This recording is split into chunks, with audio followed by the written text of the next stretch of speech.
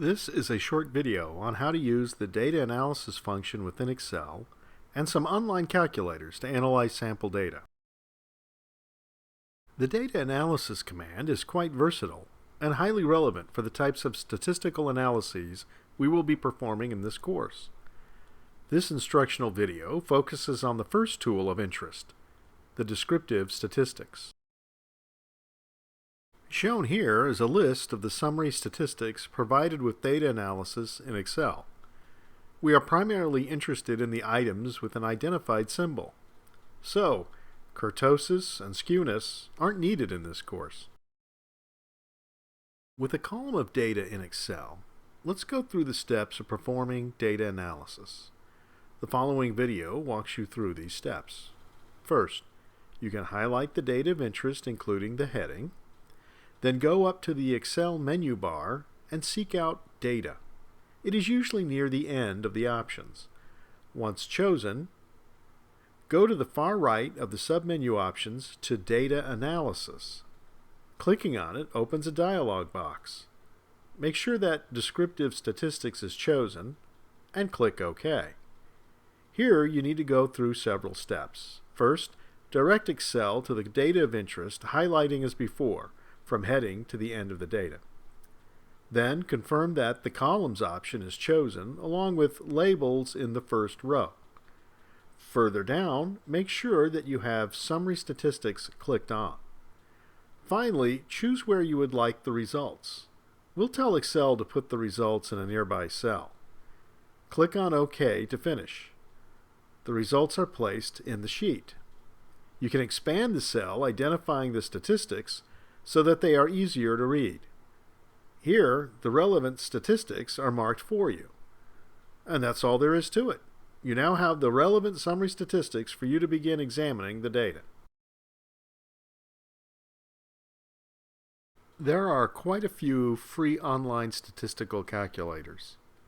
Here is one of two that will be discussed in this video. The option of interest now is the 5-number summary, but many of the other options are of interest to us in this course, including the last one listed, standard deviation and variance. Let's look at the 5-number summary. There is more to the page than is shown here, but this is the actual data input box. The data in the box is given as an example for users. Besides comma-delimited data, you can use columnar data as well. Let's put in our example data from last week's video. Here's what the copied and pasted data looks like in the input box. If your data extends beyond the input box window, you can drag the window so that you can view more or all of the data. Once the data is put in, you are ready to click on the Calculate button. Here is what the site displays for your data. There are 3 listed results for the summary of your data. For this course, please just focus on the first set of results, listed as being Tukey's hinge method. If you need to do further calculations, then just go back to the statistics page and choose whatever further analysis you need. Here is a second online calculating site. Like the first site, there are many options here that are relevant for this course. But we're going to focus on the first option listed for mean, median, and mode. Before we move on, just a point about the other statistical calculators available. If you click on the Calculators tab, you will get an even greater range of statistical function options. Later in the course, we will look at some of these. Here is what you see after clicking the first option.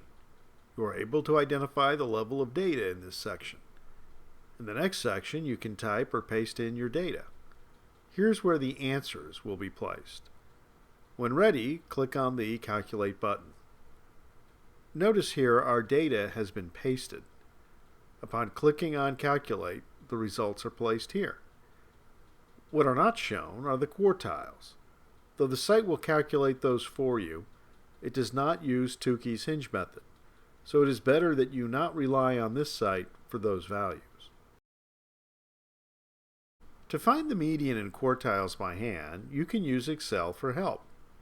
Let's start with our sample data and then rank order them using Excel's sort function. Then split the data in two. For an even number of values, the data splits evenly. To calculate the median, simply find the mean of the two numbers at the split.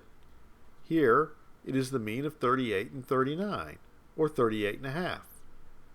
Then split the two halves again. Since each half has an odd number of values, the values that are in the center of each half are the quartiles. If the number of values were even, then you would find the mean of each half just as you did for the overall median.